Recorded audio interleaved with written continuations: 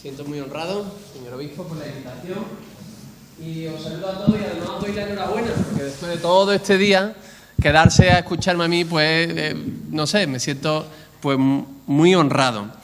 Además, yo no me dedico a San Juan de Ávila, me dedico a los escritos paulinos, así que me siento un poco fuera de casa. Pero bueno, San Juan de Ávila desde que estábamos en el seminario a todos nos han impregnado su devoción a él, ¿no? Y ahora lo estoy intentando estudiar un poco más.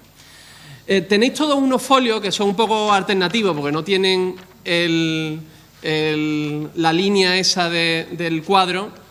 Si los pueden buscar, los usaremos para ver algunos de los textos. Algunos sale por delante y por detrás, otros son dos. ¿Ven? Uno ha dicho, uy, esta será larga porque tiene mucho texto. No se preocupen, que son las 6:22 y más de 45 minutos no echaré. Bueno, me habían pedido que hablara sobre el paulinismo de San Juan de Ávila. Y yo le puse así un título un poco rimbombante, San Pablo y San Juan de Ávila frente a frente, ¿no? Pero después, al ver de lo que iban a hablar los demás, me centré mucho más porque si no, pudiera ser que nos pisáramos, como de hecho alguna cosa me voy a pisar con los ponentes anteriores. Vamos a empezar con un texto del primero que propone el paulinismo de San Juan de Ávila, que es Fray Luis de Granada. Es un texto aparentemente pues poco importante, que anda por ahí por su biografía y que es el primero que tenéis ahí. Dice así: pero aún más claramente muestra él, se refiere a Pablo, este sentimiento en la carta que escribió a los de Galacia, porque se habían desviado de la sinceridad del Evangelio. Quédense con esto, o la verdad del Evangelio, como dirá Pablo en Gálatas, lo cual fue para él, para el santo apóstol, un intolerable tormento, y heridas sus piadosas entrañas con este golpe, parece que se estaba deshaciendo por sacarlos de este gran error.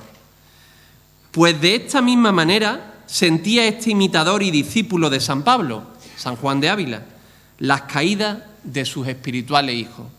Está comentando los sufrimientos del apóstol por el bien de los cristianos, ¿no? Y hace esta comparación. Y en este pequeño texto aparecen los tres elementos que yo voy a tratar de poner en juego en esta ponencia. En primer lugar, la comparación entre San Pablo y San Juan de Ávila. Segundo, la centralidad del Evangelio. Y tercero, la carta a los Gálatas. De manera que lo que voy a hacer es lo siguiente. Ustedes saben, ya nos lo han dicho varias veces, que a San Juan de Ávila se le atribuyen unas lecciones a Gálatas. Me voy a centrar solo en ese texto, por ser un poco más concreto. Y voy a tratar de ver cómo aparece el Evangelio en las lecciones de Gálatas y, primero, en la carta a los Gálatas. Por eso lo he titulado Enseñador del Evangelio, que es una expresión de San Juan de Ávila, la categoría paulina de Evangelio en las lecciones sobre Gálatas de San Juan de Ávila. Vamos a ver qué diferencia y qué similitudes hay entre los dos autores a partir de la categoría Evangelio. Habéis visto que los ponentes han ido intentando actualizar a San Juan de Ávila al hoy.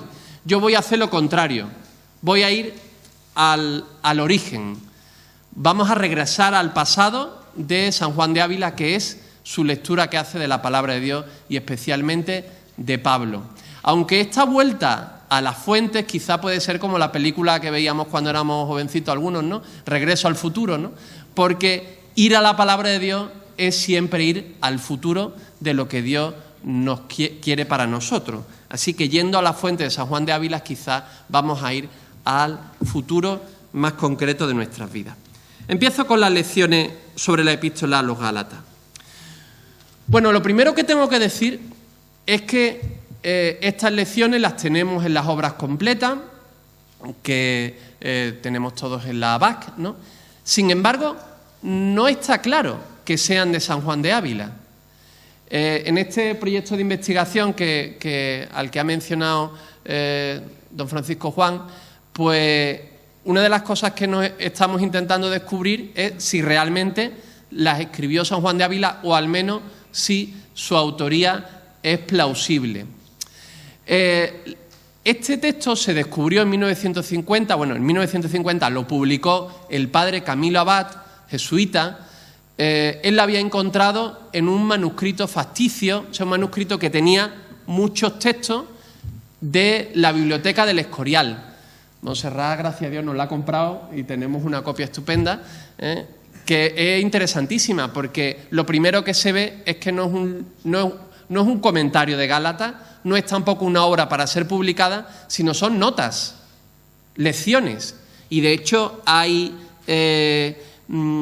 citas en los márgenes, algunas incluso no solo en otro color de tinta, sino también de otra mano. O sea, era una obra infieri, en curso. El manuscrito, la letra es de finales del siglo XVI, así que es muy, muy antiguo. Y ya os he dicho que hay otros textos. Por ejemplo, hay textos de San Francisco de Borja, textos también de Carranza, hay otros textos de San Juan de Ávila, cartas, sermones, el segundo memorial de Trento, incluso están las coplas de Jorge Manrique a la muerte de su padre y comentarios a ellas, ¿no? O sea que es un manuscrito muy grande. El padre Abad, en la publicación del texto, en miscelánea comillas, da varias razones de por qué él se lo atribuye a San Juan de Ávila. La primera es que de los 449 folios, 220 son de San Juan de Ávila, así que es plausible que estos también lo sean, ¿no? La segunda razón es que tenemos las lecciones a la primera canónica de Juan, que hoy en día nadie duda que son de San Juan de Ávila, y se parecen, ciertamente se parecen, aunque no son exactamente iguales, y a veces se diferencian en el modo de argumentar. Y tercero, y ahí es donde más abunda el padre Abad, va mostrando, por ejemplo, unas cosas que nos gustan mucho a los biblistas, ¿no? Una palabra, a ver si esta expresión la usa San Juan de Ávila en su escrito incuestionados, ¿no? Ahora es más fácil hacerlo con esto que ha publicado la BAC, así que esperemos que nos salga mejor, ¿no? Y él va dando razones, va viendo también citas, como algunas citas que aparecen en las lecciones aparecen también en la audifilia usadas igual. Y la verdad es que es bastante convincente. Lo que pasa es que no hace lo contrario. Hay muchos textos de Gálatas que cita en el audifilia y en los tratados que extrañamente no aparecen en las lecciones.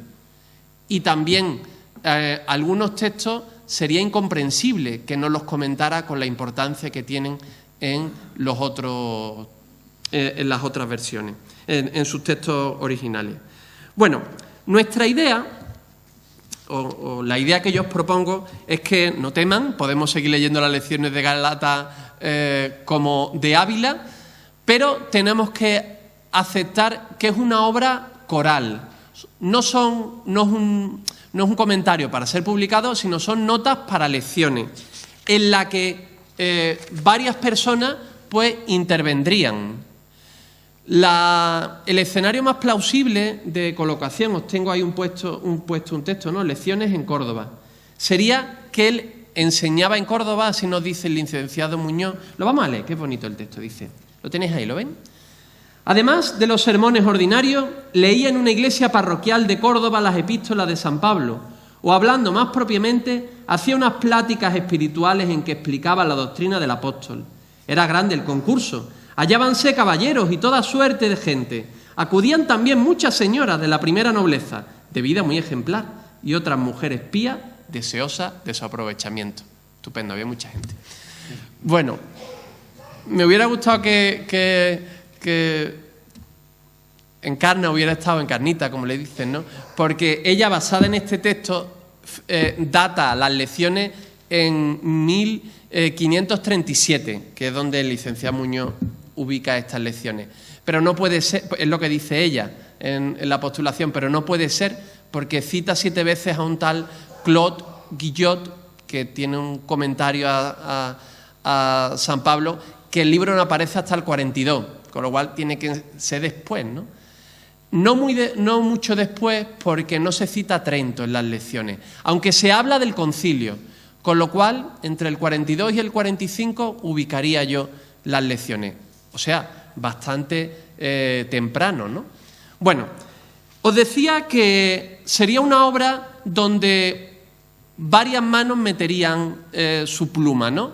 Quizá todos sus discípulos pues, hicieran una especie de sesión de estudio en ese colegio de predicadores que San Juan de Ávila tanto propone para el Concilio de Trento y donde cada uno diría y aportara lo que tenía. ¿San Juan de Ávila sería el autor? Sí. El autor en tanto que autoritas, que está detrás, avalando, aceptando lo que ahí se dice, aunque hubiera más de una mano. Bueno, venga, vamos a ir rapidito, que tienen ganas de ir al concierto. Estas lecciones serían una especie de partitura de música. Una partitura de música sin alguien que interpreta la música en letra vacía. Las lecciones servirían para que los predicadores la usaran, ya sean en lecciones más ilustradas, más académicas, ya fuera en predicaciones.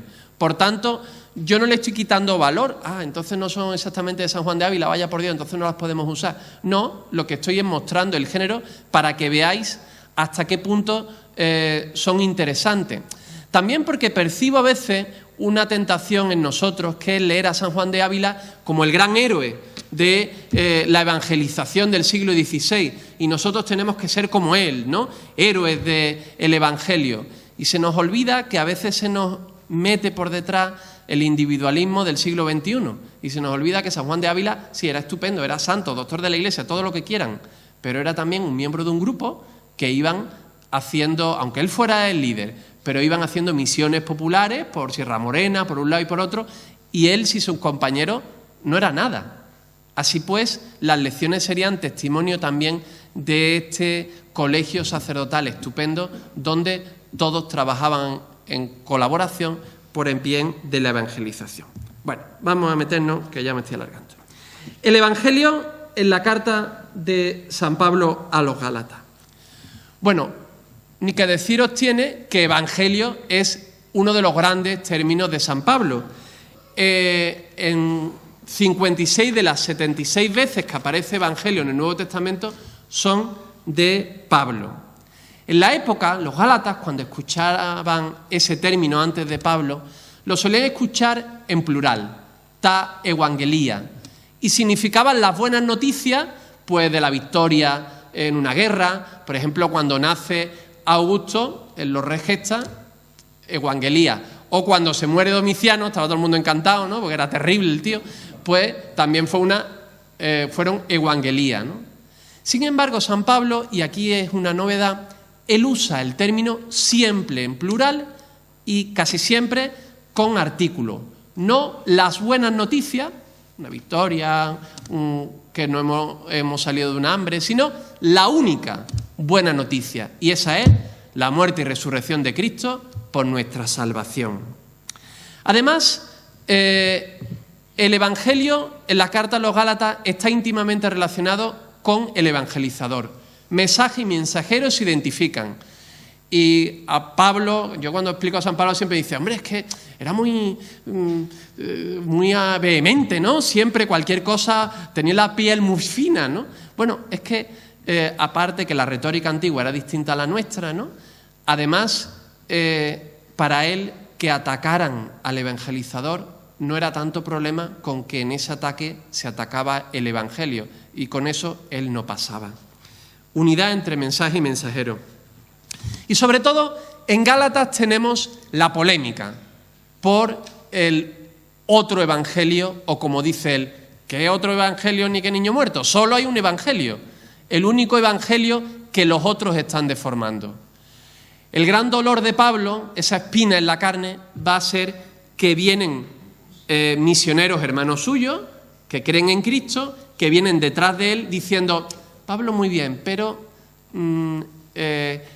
está diciendo cosas que no son fieles a la tradición. Hay que cumplir con la ley judía para creer en el Evangelio.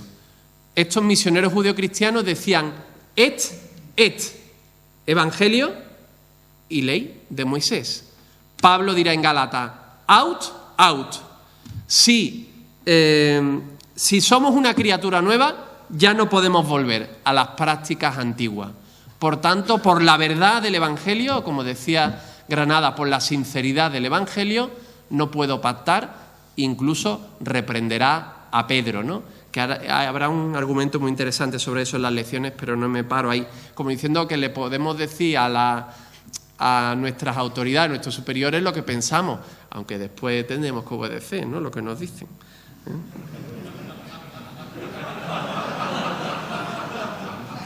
Bueno, esta novedad escatológica del Evangelio se expresa sobre todo en que el Evangelio, aunque en Gálatas sobre todo es un contenido, a veces tiene rasgos de una palabra performativa, poderosa, una fuerza autónoma, como ha dicho esta mañana el cardenal Tolentino, ¿no? Una palabra que hace lo que dice. Veremos que eso también se va a repetir en las lecciones a Gálatas. Bueno, venga, me salto esto. Las lecciones sobre Gálatas. Voy a decir 2 o 3 cosas en general y después me voy a centrar sobre 3 lecciones que me parecen muy bonitas y que ilustran mucho lo que quiero expresaros, y con eso terminamos.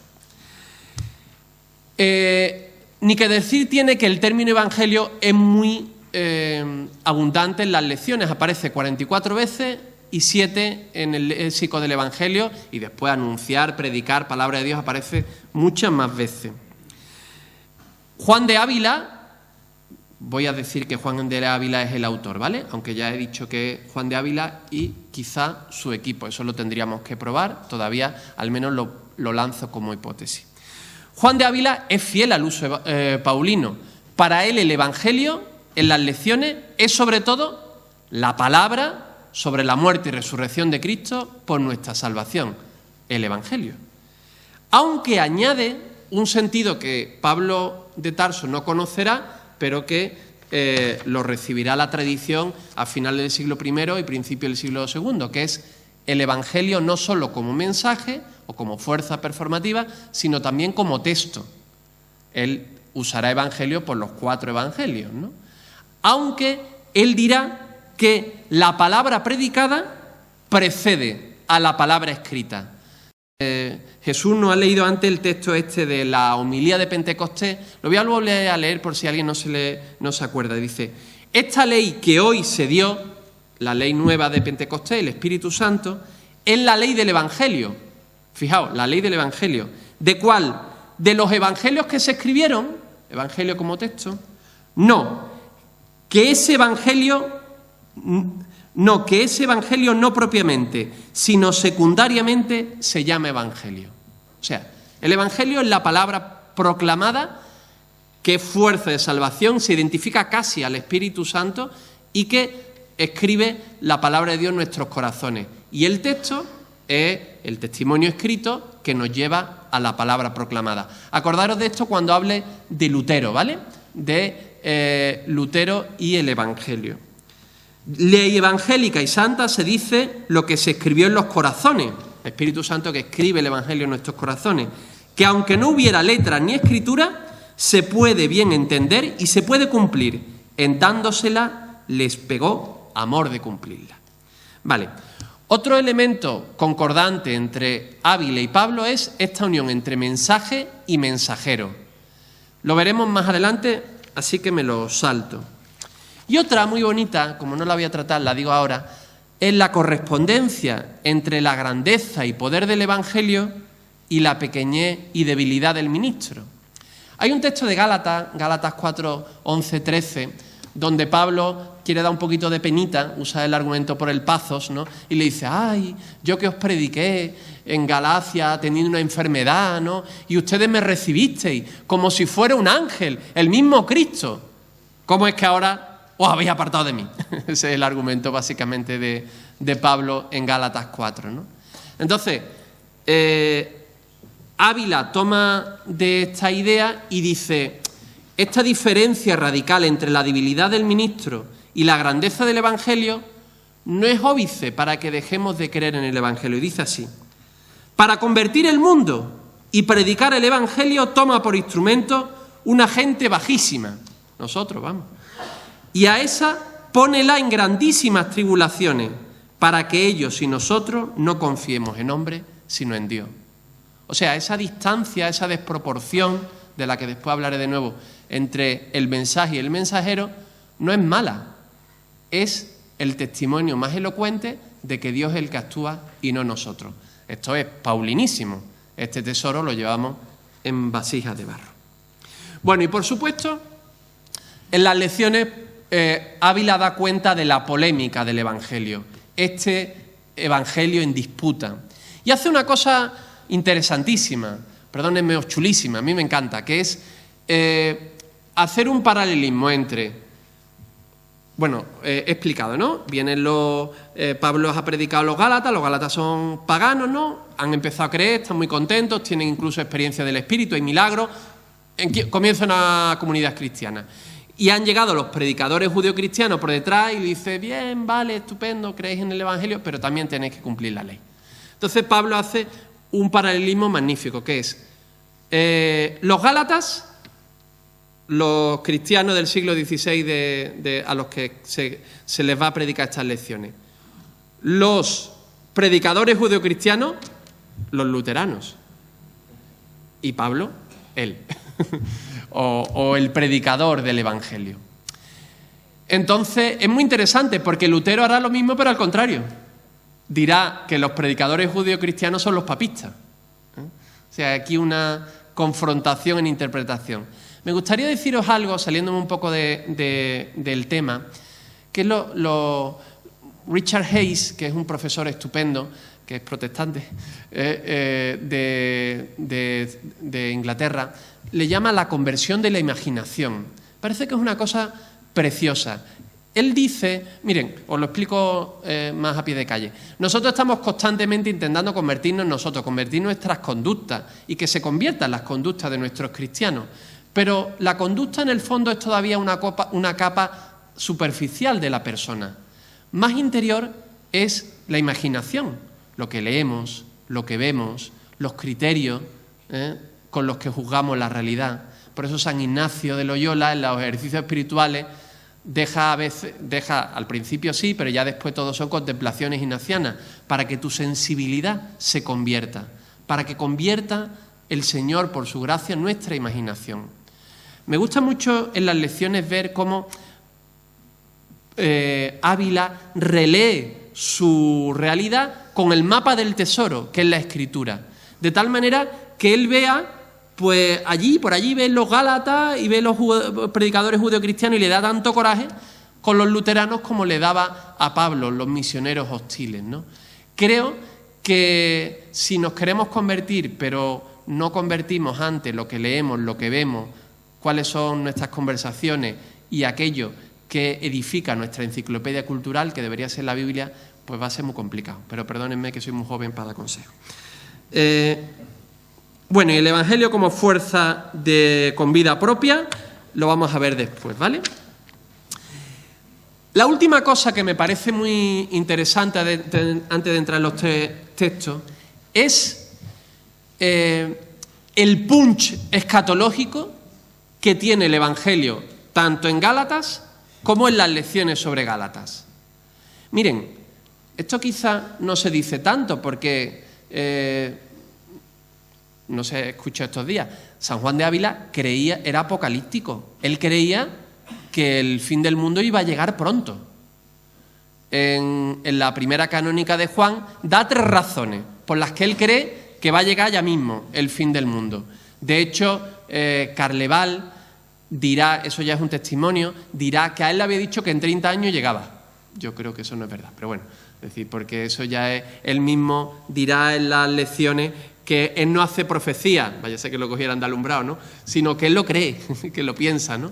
Y da 3 razones. Dice, primero, porque en Mateo 24 se dice que el fin llegará cuando el Evangelio sea predicado a todas las naciones. Y con el descubrimiento de América, él dice, ya va a llegar el Evangelio allí, con lo cual esto es un signo de que llega el fin. Segunda razón, los tiempos terribles, ¿no? Que es un texto de 2 Timoteo 3, ¿no? Dice, al final van a llegar unos tiempos terribles. Dice, estos son sin duda nuestros tiempos terribles. Y tercero, dice, Lutero es el precursor del anticristo. como San Juan Bautista llegó y llegó Cristo, con Lutero llega el precursor del anticristo. O sea, al final llega ya. Se equivocó, pero quizás ese punch escatológico, más que escatológico sí, pero también apocalíptico, es lo que le hacía tener esta pasión por evangelizar. Es que si la gente no se convertía, iban a ir a la perdición. Yo diría que en nuestra iglesia nos falta mucho punch escatológico. Nos da un poco igual que la gente crea o no, porque en el fondo quizás a veces no nos terminamos de creer que la gente se va a perder si no conoce a Cristo, ¿no? Entonces, quizás deberíamos recuperar un poco, ¿no?, esta idea de nos jugamos la salvación predicando el Evangelio, no solo la de nuestra, sino la de nuestras titas, la de nuestros primos, ¿no? En fin. Me voy a centrar ahora en 3 textos solo, que son los 3 textos donde se habla más sobre el Evangelio. El primero, el comentario sobre Gálatas 1:8. No me gusta decir comentarios, pero no son comentarios, son lecciones a propósito de esos textos. Sobre la autoridad del Evangelio. Lo tienen ahí, ¿verdad? El texto de Gálatas 1:8 es este que os decía de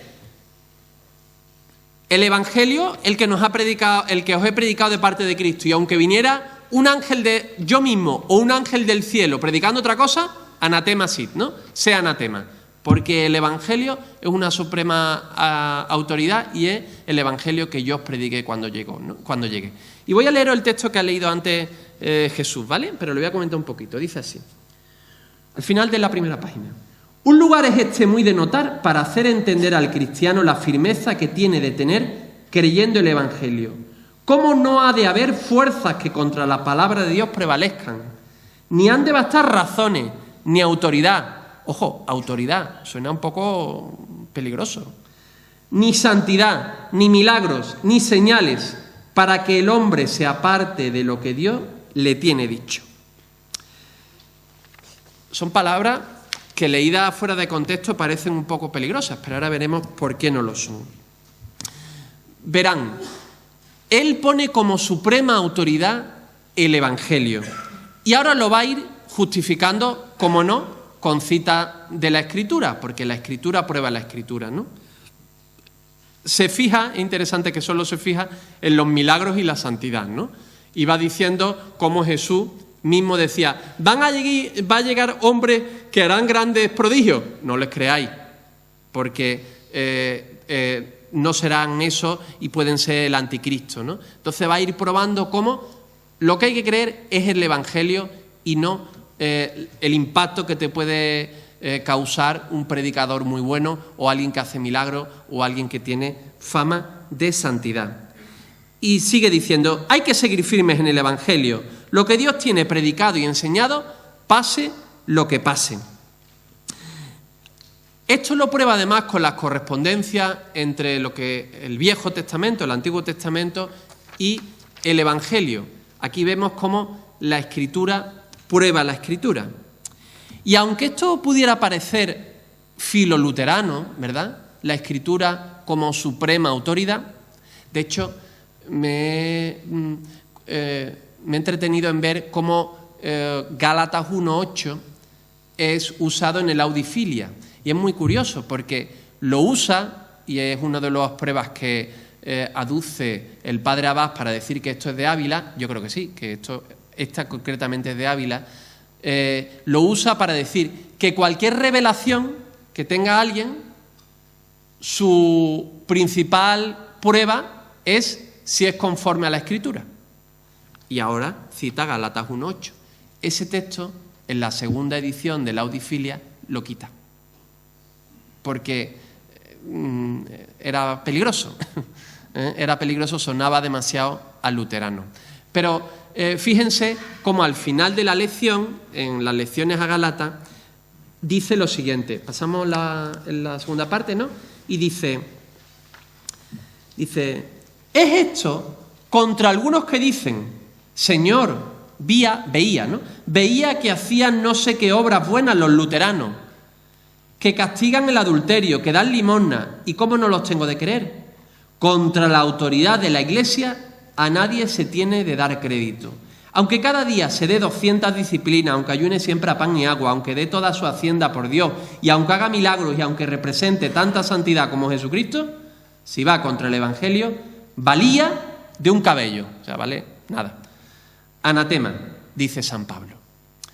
Fíjense, os he subrayado los dos sintagmas, ¿no? Como aquí, autoridad de la Iglesia es paralelo a ir contra el Evangelio. La autoridad de la Iglesia es la misma que la autoridad del Evangelio. Os decía antes que el Evangelio no es primariamente un texto escrito, y menos la interpretación que hace un biblista de ese texto escrito, ¿no? A veces nos convertimos en gnósticos, que es como si fuera nuestro tesoro, ¿no? Como Señor del Anillo, ¿no? La Biblia es mi tesoro y yo os doy el verdadero contenido, ¿no? Entonces el biblista se hace mediador necesario. Son una necedad como otra cualquiera. Cuando San Juan de Ávila habla del Evangelio, se refiere a la palabra que viene desde Cristo a los apóstoles y a la Iglesia, y que decanta en un momento dado en los textos, y que esos textos nos sirven como criterio de cuestionamiento cuando la Iglesia hace algo que parece que no es fiel al Evangelio.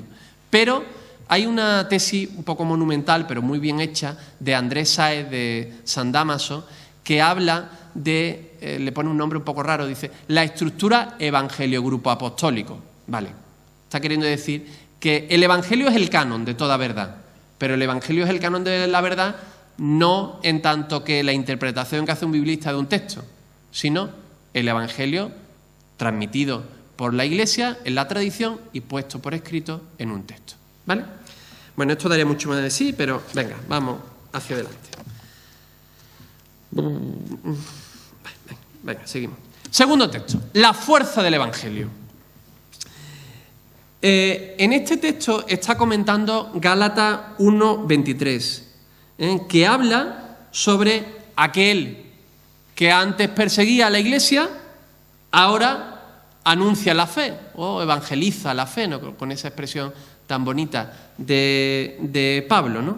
Se va a referir a la fuerza de este Evangelio en convertir a lo que él propone como una persona muy pecadora, que va a ser Pablo. Ahí se le va un poco la mano, porque no era tan pecador Pablo, ¿no? Él decía en Filipenses 3:6 que en cuanto a la ley era irreprochable, pero bueno, era la manera de presentar a Pablo como el paradigma del converso. Lo vamos a leer, que es muy bonita. Dice, el texto de 4, ¿vale?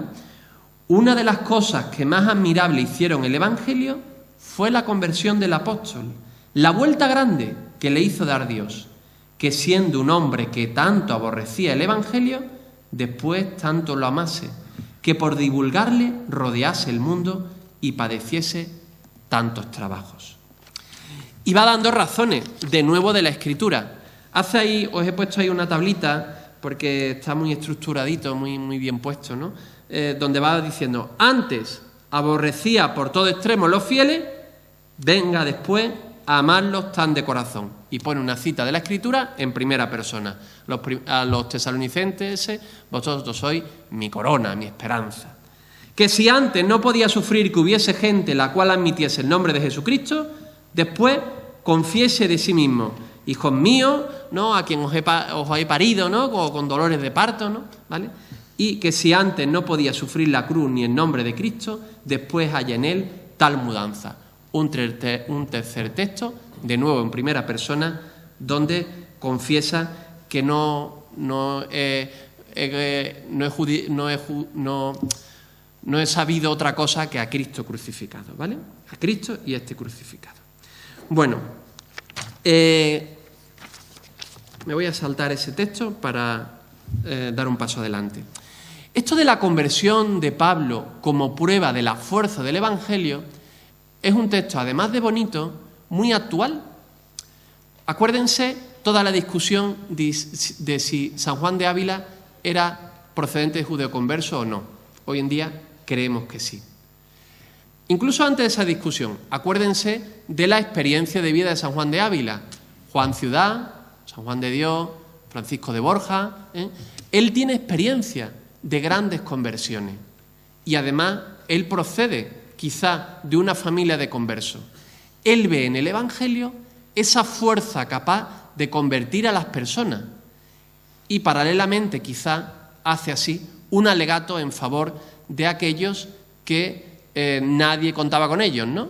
Y que quizás por la fuerza del Evangelio se pueden convertir, como dice San Pablo, por la gracia de Dios, soy lo que soy. A mí esto me hace también espiritualmente pensar que a veces no creemos en la fuerza del Evangelio, ¿no?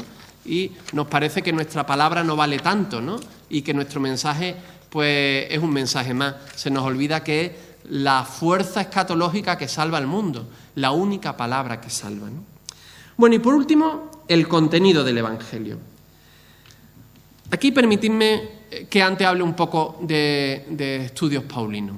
La profesora Margaret Mitchell, que es la profesora de Chicago, en mi opinión la mejor biblista de San Pablo católica que hay hoy en día, ella define el Evangelio de una manera, el Evangelio en San Pablo, de una manera que a mí me gusta mucho, porque creo que es muy acertada. Lo voy a leer y después os lo comento. Dice: el Evangelio es la secuencia narrativa de eventos que describe las acciones salvíficas de Dios en favor del hombre. Lo explico. Ella pone dos elementos. El Evangelio es un relato de unos hechos que tienen que ver con que son los hechos de Jesús por nuestra salvación. El por mí, ¿no? Que decía esta mañana no sé quién, ¿no? Relato de unos hechos, el elemento narrativo y el elemento salvífico por nuestra salvación. Entonces, esta estructura de estos dos elementos a veces se puede abreviar, a veces se puede ampliar. Por ejemplo, una ampliación bonita que es 1 Corintios 15, ¿no? El Evangelio, que Cristo murió por nuestros pecados según las Escrituras, que fue sepultado, que resucitó según las Escrituras, que se apareció, ampliado. Lo resumimos.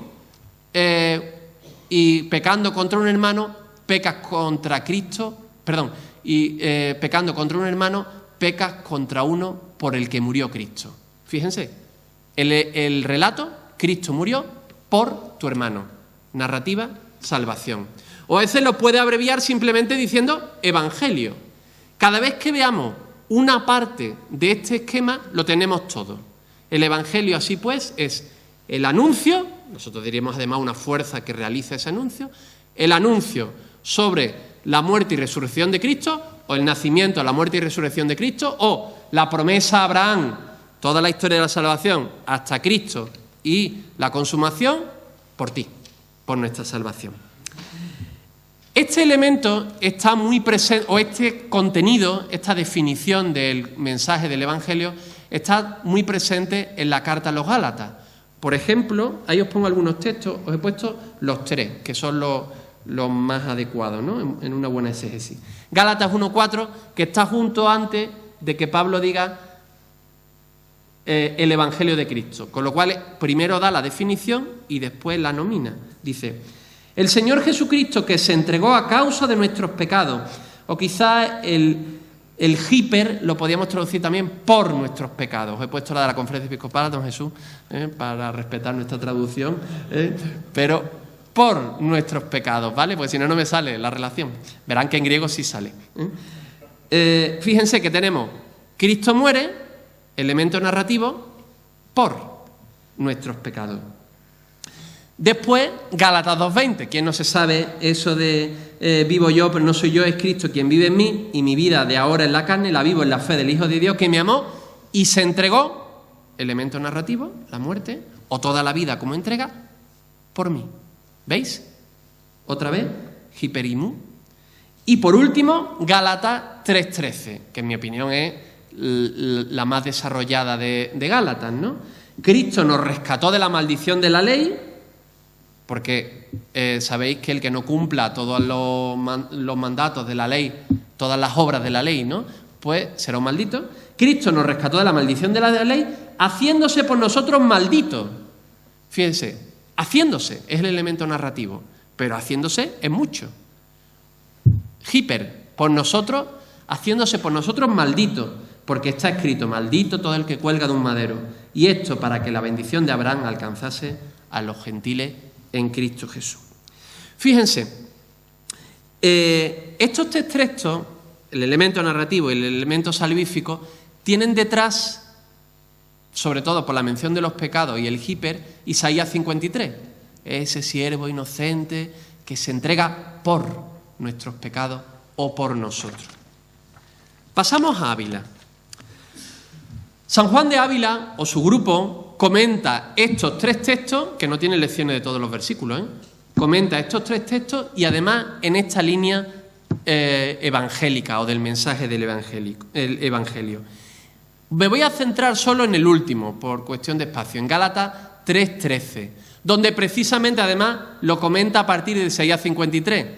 ¿Quién decía que Ávila era un gran biblista, no? Es decir, él ve rápidamente cuál es la alusión que tiene detrás, ¿no? Esta lección a Gálatas 3:13, en las lecciones, es la más extensa de toda la obra, es la que tiene más profundidad teológica y, en mi opinión, vamos, es que me saldría de aquí corriendo a leerla, porque es que es una preciosidad, ¿vale?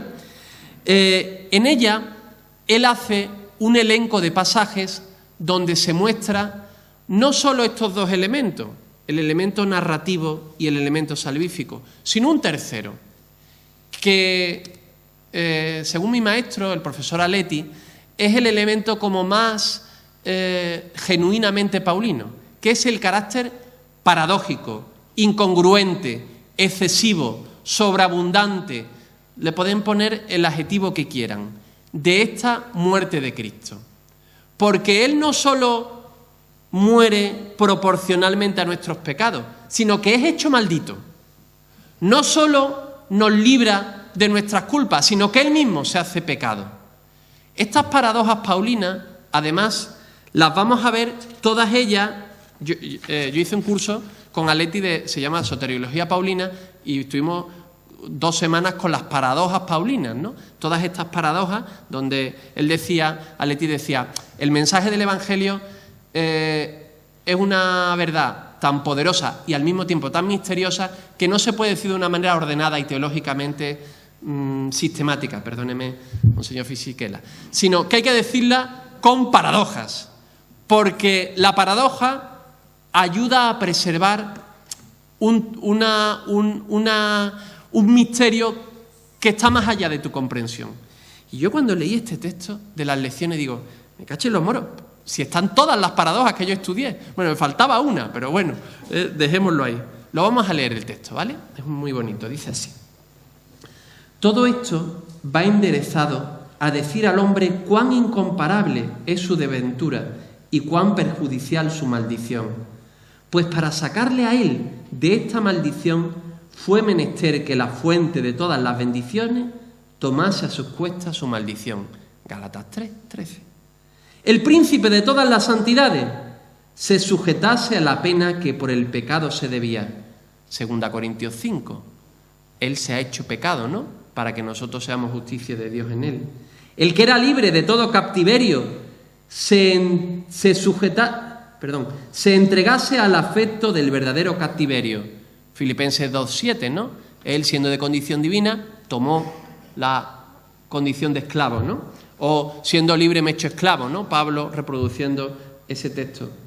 La fuente de salud enfermase, la fortaleza pareciese flaca, 2 Corintios 12, y el sumo aborrecedor de pecado apareciese en el mundo con traje de pecador, Romanos 8, 3:4, que es quizá la más densa. Fuese por tal tenido y por tal condenado. ¿Quién pudiera entender que era tan grande la miseria de su pecado como se le declaró, dando al hombre para lavarle de ella tan inmensa misericordia? Este juego, ¿no?, de miseria y misericordia. ¿O quién pudiera creer que tenía un Dios tan cuidadoso? Qué bonito esto, ¿verdad? Un Dios tan cuidadoso que a tanto se pusiera, o quizá hoy diríamos se expusiera, por de tanto mal sacarle. Cosa era esta que no cabía en entendimiento y extraña a todos los entendimientos de los hombres. Y sigue ahí, ¿no?, diciendo qué misterio tan impresionante, cómo, quién creyó a este anuncio, ¿no? Comentará Isaías 53, ¿no? Y seguirá por ahí, pero yo no sigo por ahí porque se nos va la hora. Fíjense, ¿de dónde sale esta este énfasis en la desproporción? Pues sale en Ávila de Pablo. ¿Y de dónde sale en Pablo? Pues sale de su vocación. Fíjense que Pablo no es llamado por ningún mérito. Él expresa que más bien es llamado por el demérito de ser el perseguidor de la Iglesia. 1 Corintios 15, por ejemplo, ¿no? 8-9, donde dice: yo era un aborto, ¿no?, indigno del nombre de apóstol, pero por la gracia de Dios soy lo que soy. Y la gracia de Dios no ha sido estéril en mí. Antes he trabajado más que todos los apóstoles, para que no sonara soberbio, ahora se corrige, ¿no? Pero no yo, sino la gracia de Dios conmigo, ¿no? Para Pablo experimenta que Dios lo ha amado excesivamente. Veremos por qué en medio minuto. Termino. Epílogo. El Evangelio, y Ávila también va a tener esta experiencia del amor desproporcionado, y lo hace precisamente en la carta 58, ¿no?, que nos contaba Díaz Lorite, ¿no?, sobre que la tiene en la cárcel. Él podía decir, como nosotros a veces cuando nos pasa algo: hay que ver la que estoy pasando, Señor, ayúdame.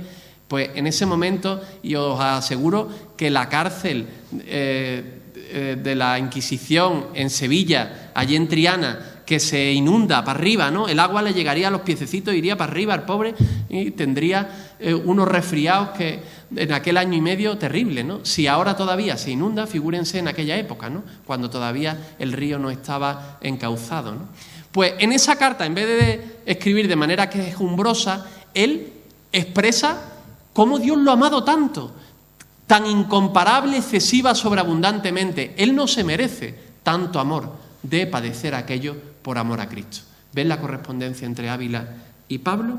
Bueno, el epílogo, el Evangelio actuado. Quisiera sacar unas implicaciones prácticas de la predicación del Evangelio, tanto en la actividad de Pablo como en la de Ávila. John Barclay, que es... disculpen que cite a todos que son protestantes, pero es que son los mejores. Nosotros dedicamos poca gente al estudio, los católicos, entonces los mejores están por ahí en las universidades, ¿no? Este es de Exeter, si mal no recuerdo, ¿no? Tiene un libro magnífico que se llama Paul and the Gift, Pablo y el don, que es un libro que es como un antes y un después los escritos paulinos, ¿no? Todo el mundo ahora lo comenta. Es muy gordo para traducirlo a la BAC, porque son 600 páginas, pero es muy interesante, interesantísimo. Si alguien lee inglés, él muestra cómo Lutero no era más de la gracia que los católicos, lo era de distinta manera. Y él explica cómo la gracia la tenemos que ver de diferentes maneras, ¿no? Hace un análisis sobre la gracia en Pablo, en Marción, me enrollo. Y él va explicando cada texto a partir de esta propuesta que él tiene sobre la gracia. Y él dice que esta incongruencia de la gracia, que le llamó tanto la atención a Lutero y que le llama tanto la atención a Ávila y a todos nosotros, y por eso no somos luteranos, esta desproporción entre el amor de Dios y nuestras realizaciones o nuestros méritos, sin embargo, sí demanda, espera reciprocidad, aunque no sea al mismo nivel. Os pongo ahí un texto que no lo voy a leer para terminar, de Ávila, pero donde él dice también que esta gracia inmerecida demanda retorno. Y además dice que eso no se carga la prioridad e incongruencia de la gracia, sino que simplemente Pablo quería expresar que la gracia no es menos gracia por esperar respuesta humana. De hecho, como hemos dicho siempre en antropología teológica de nuestros seminarios, ¿no?, es la mejor realización de la gracia, que la gracia tome cuerpo, carne y vida en nosotros, ¿no? Esa gracia que se hace no solo de Dios, sino por pura gracia, también gracia nuestra. Pues eso llevará tanto a Pablo como a Ávila a intentar no solo predicar en abstracto de la gracia, sino en hacerlo proyecto práctico, real, al cual los dos dieron su vida. Os decía que os acordarais cómo la desproporción de la gracia en la vocación de Pablo afectó a su misión. ¿Por qué? Porque él piensa lo siguiente: ¿por qué Dios me ha llamado a mí? ¿Por qué no a otro? Si yo no me lo merezco, si tenía más deméritos que nadie. Pues me ha llamado porque quería que yo predicara el Evangelio a los que no se lo merecían, a los gentiles. Sabéis que para los judíos de la época los gentiles eran como de segunda categoría, no se merecían la salvación. La dinámica de la gratuidad en mi vida debe responder a lo que yo tengo que hacer. Por eso vocación y misión en Pablo son unidas. Más aún, la vocación en Pablo, él piensa que es un caso particular del plan general de la salvación que tiene Dios con la humanidad, que es no justificar a los que se lo merecen, sino justificar al impío. Por un hombre de bien quizá alguien morirá, Romanos 5, ¿no?